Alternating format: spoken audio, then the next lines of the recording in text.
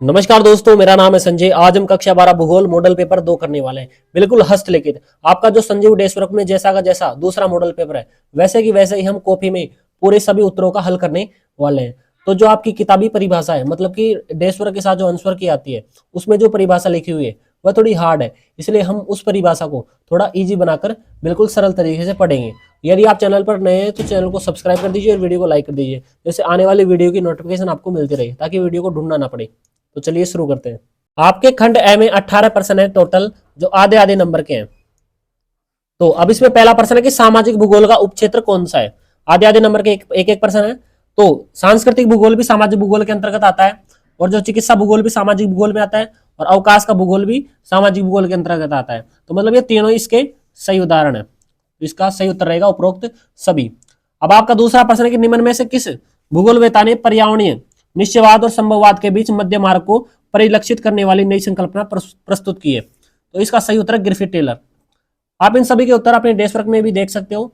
बिल्कुल वैसे की वैसे डेस्क वर्क में जैसे लिख रखा है, वैसे की वैसे ही हम इसको कॉपी में कर रहे हैं, क्योंकि कॉपी में दिमाग अच्छी तरह कैच करता है इन चीजों को। अब आपका तीसरा प्रश्न है कि लोगों की संख्या और भूमि के आकार के बीच का अनुपात कहलाता है। जनसंख्या वृद्धि, जनसंख्या घनत्व, जनसंख्या संक्रमण या प्रवास। तो इस प्रश्न का सही उत्तर रहेगा जनसंख्या घनत्व। आपके इसमें से बहुत सारे क्वेश्चन है जो एग्जाम में आपको देखने को मिलेंगे। अब आपका चौथा प्रश्न कि जापान का कोबे ओसाका प्रदेश है, किस कारण से सघन बसा हुआ है। तो किस कारण से सघन बचा हुआ है, तो ये औद्योगिकरण के कारण, यानी उद्योग धंधों का अधिक विकास हुआ है। आपका पांचवा प्रश्न है कि अति उच्च मानव विकास सूचकांक वाले देशों में सूचकांक का स्कोर कितना है। तो इसका प्रश्न का सही उत्तर रहेगा 0.800 से ऊपर। और जो मानव विकास है किस में मापा जाता है, 0 से 1 अंक के बीच में मापा जाता है। अब देखो आपका अगला प्रश्न है कि निम्न में से कौन सी रोपण फसल नहीं है, यानी कि रोपण फसल कौन सी नहीं है। तो इस प्रश्न देखो, कॉफी भी रोपण फसल है, रबड़ भी रोपण फसल है, गन्ना भी एक रोपण फसल है, लेकिन चावल एक रोपण फसल नहीं है। निम्न में से कौन सा एक प्रकार का उद्योग अन्य उद्योगों के लिए कच्चे माल का उत्पादन करता है, यानी कौन सा उद्योग है। तो देखो जो आधारभूत उद्योग होते हैं, यानी कि, और इसका 7वें प्रश्न का सही उत्तर रहेगा स, आधारभूत उद्योग। आपका 8वां प्रश्न है कि स्वर्ण कोलर कहे जाने वाले क्रियाकलाप किस क्षेत्र के अंतर्गत आते हैं। तो ये किस में आते हैं, ये पंचम क्रियाकलाप में आते हैं, क्योंकि इसमें क्या है, बड़े बड़े निर्णय लिए जाते हैं। तरल व गैसीय पदार्थों के लिए उपयोग परिवहन कौन सा, यानी तरल जो लिक्विड फॉर्म में होते हैं, तो उनके लिए कौन सा परिवहन बेस्ट होता है, वो होता है पाइपलाइन। विश्व व्यापार संगठन का मुख्यालय कहां पर स्थित है। तो विश्व व्यापार संगठन का मुख्यालय कहां स्थित है, तो इसका मुख्यालय स्थित है जिनेवा में। और जिनेवा कहां है, जिनेवा कहां है, स्विट्जरलैंड का एक शहर है जिनेवा। 11वां प्रश्न है कि वृहद ट्रंक मार्ग कहां होकर जाता है। तो ये जाता है उत्तर अटलांटिक महासागर से होकर, यानी इसका उत्तर सही रहेगा ब। अब अगला है कि देश की जनसंख्या का कितने प्रतिशत भाग गांव में निवास करता है, यानी गांव में कितना प्रतिशत भाग निवास करता है। तो इस प्रश्न का सही उत्तर रहेगा 68.8% भाग गांव में निवास करता है। 2011 की जनगणना के अनुसार सबसे कम जनसंख्या वाला राज्य कौन सा है। 2011 की जो जनगणना हुई उसके अनुसार सबसे कम जनसंख्या वाला राज्य कौन सा है, तो ये सिक्किम राज्य, यह सबसे कम जनसंख्या निवास करती है। और सबसे कम जनसंख्या घनत्व किसका है, तो ये किसका है, अरुणाचल प्रदेश का। और सबसे ज्यादा जनसंख्या घनत्व किसका है, तो वो है बिहार का, 1106 व्यक्ति प्रति वर्ग किलोमीटर। आपका अगला प्रश्न है कि जमशेदपुर किस प्रकार का नगर का उदाहरण है। तो ये औद्योगिक नगर में आता है जमशेदपुर। अब आपका अगला प्रश्न है कि 15वां उत्तरी रेलवे का मुख्यालय कहां पर है, यानी कि उत्तरी जो रेलवे है उसका मुख्यालय कहां पर है। तो इसका मुख्यालय कहां पर है, इसका मुख्यालय नई दिल्ली में, नई दिल्ली में। 16वां प्रश्न है कि भारत के निर्यात संगठन में सर्वाधिक योगदान किसका रहता है। तो ये रहता है विनिर्मित वस्तुओं का। आपका 17वां प्रश्न है कि निम्न में से कौन सा क्षेत्र वाणिज्य पशुधन पालन से संबंधित है। न्यूजीलैंड, ऑस्ट्रेलिया, एशिया का टोरंडो प्रदेश या अर्जेंटीना। तो इस प्रश्न का उत्तर मेरे को आप कमेंट में बताना, आप सबके कमेंट में पढ़ूंगा। अब आपका 18वां प्रश्न है कि राष्ट्रीय स्तर पर गंगा की सफाई के लिए कौन सा अभियान चलाया गया। तो कौन सा अभियान चलाया गया, तो ये अभियान था नमामि गंगे। अब आपका दूसरा प्रश्न किर्गिस्तान का है, तो इस ये भी आधे आधे नंबर का एक प्रश्न है इसमें। तो नवनिश्चयवाद की संकल्पना भूगोलवेता, यानी किस भूगोलवेता ने प्रस्तुत की, तो यह परिलक्षित की। तो ये कौन थे, ग्रिफिथ टेलर, यानी ग्रिफिथ टेलर, टेलर सही है। अब देखो अगला है कि 21वीं सदी के प्रारंभ में विश्व की जनसंख्या कितनी दर्ज की गई थी। तो ये की गई 600 करोड़ से अधिक।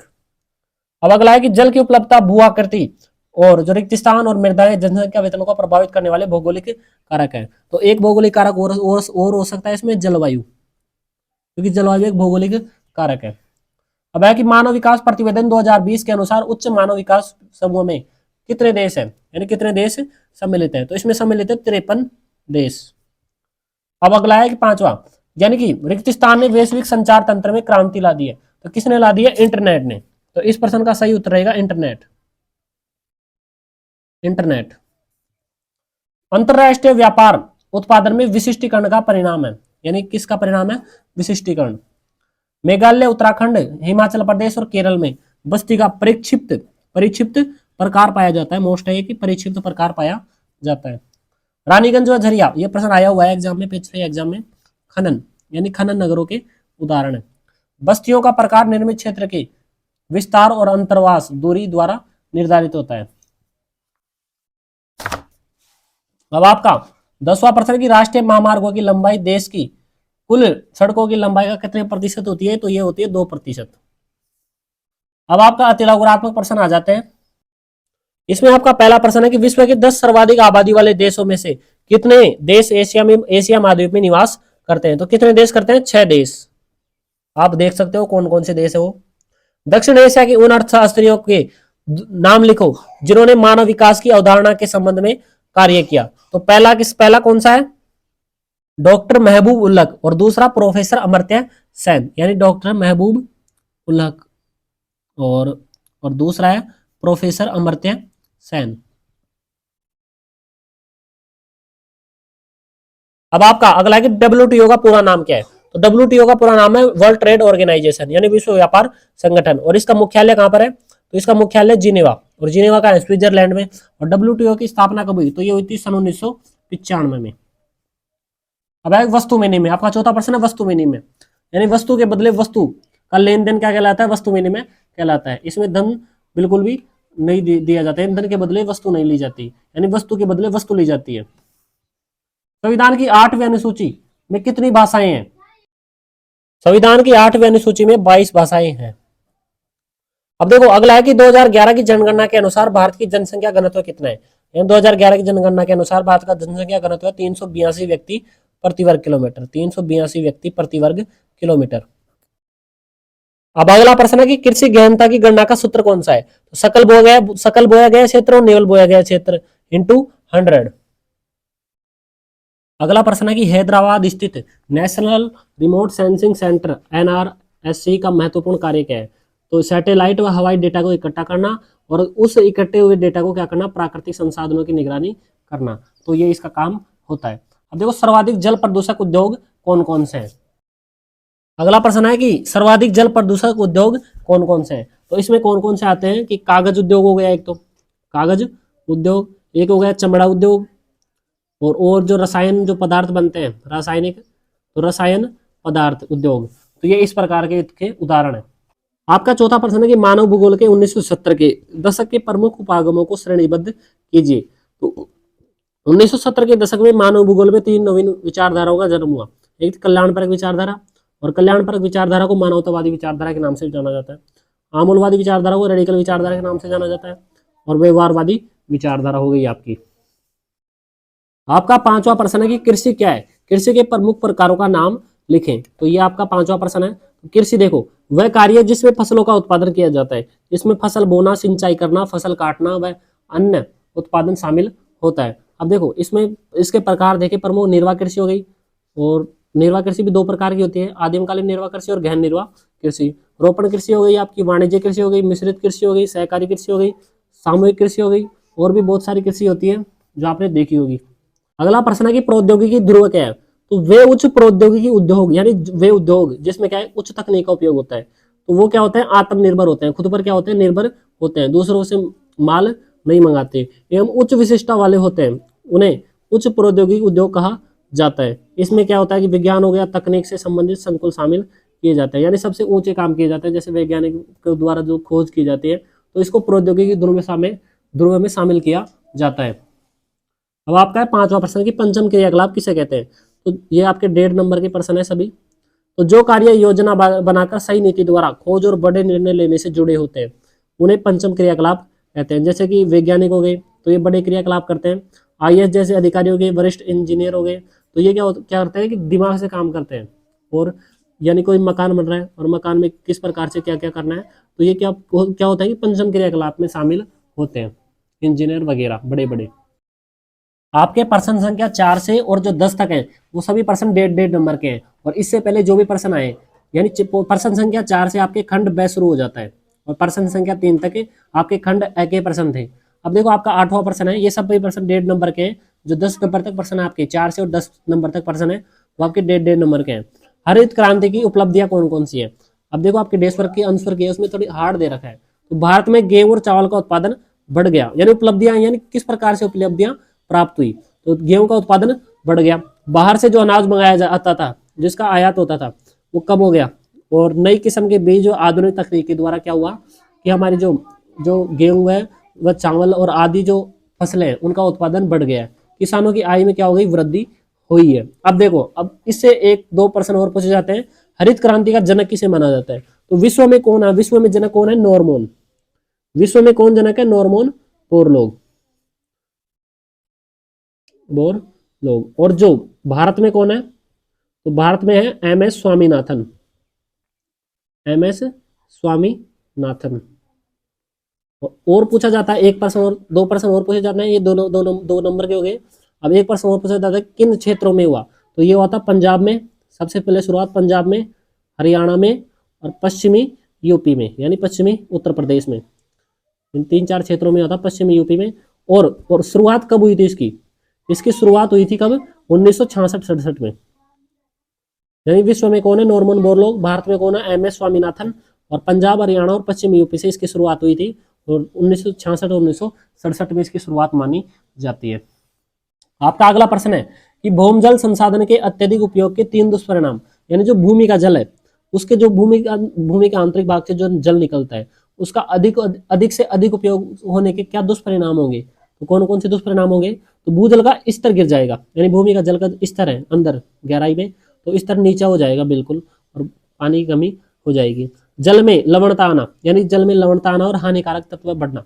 यानी कोई भी जल होता है तो जल में क्या होता है कि जो जंग हम बोलते हैं अपनी भाषा में, जंग वंग बोलते हैं ना उसको, गंदगी, तो गंदगी आना स्टार्ट हो जाती है। जब भूमि में क्या हो जाती है कि जल की कमी हो जाती है, तो जो गंदगी होती है वो गंदगी आ जाती है जल के साथ साथ। और भूमि क्या होता है, वो जो जल है वो लवणीय खारा खारा हो जाता है, यानी उसका स्वाद पहले जैसा नहीं रहता।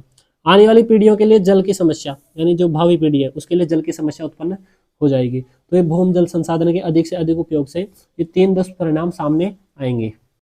आपके डेस्क वर्क मॉडल पेपर 2 में 10वां प्रश्न है कि पतन और पोताशे में क्या अंतर है? अब देखो इसमें 3 अंतर स्पष्ट कराने हैं, बता रखा है उस प्रश्न में। तो यहाँ पर जहाजों पर सामान उतारा व चढ़ाया जाता है, यानी पतनों में क्या होता है कि जहाजों पर सामान उतारा व चढ़ाया जाता है। और पोताशे क्या होता है कि यहाँ पर जहाजों को समुद्री लहरों से रोकने के लिए क्या होती है, सुविधा होती है। यानी जो जहाज होते हैं बड़े बड़े समुद्रों में, तो यह पोताशे वे जगह होती है जहाँ पर जो बड़े बड़े समुद्र वो होते हैं जहाज, उनको रोकने की सुविधा होती है। और उनको रोकने के लिए समुद्र में लंगर डाले जाते हैं, यानी कि जो कांटेदार वो होते हैं ना, वो डाले जाते हैं रस्सी से बांधकर, जिससे क्या है समुद्र, जिससे जहाज को क्या प्राप्त होती है, सुरक्षा प्राप्त होती है। यहाँ जहाज भूमि और समुद्र से जुड़े रहते हैं। अब देखो जो पतन होते हैं, यहाँ भूमि भी होती है, भूमि से ही सीधे जाते हैं। यानी पतन कहाँ होता है? पतन कहाँ होता है? भूमि पर ही होता है पतन। और फिर इस यहाँ से क्या है, माल ले जाया वह आयात व निर्यात होता है। अब देखो उसी प्रकार पोताशे क्या होता है, तो यहाँ केवल जहाज समुद्र से मिलता है। ये क्या होता है, समुद्र के जो बीचों बीच, मतलब कि समुद्र के आसपास होता है, और यहाँ समुद्र से मिलता है। मतलब कि यहाँ पर क्या है कि जो अत्यधिक गहराई में जब जहाज चलने जाता है तो वहां पर उसको जहाज को रोकने की सुविधा होती है, और ये होते हैं पोताशे।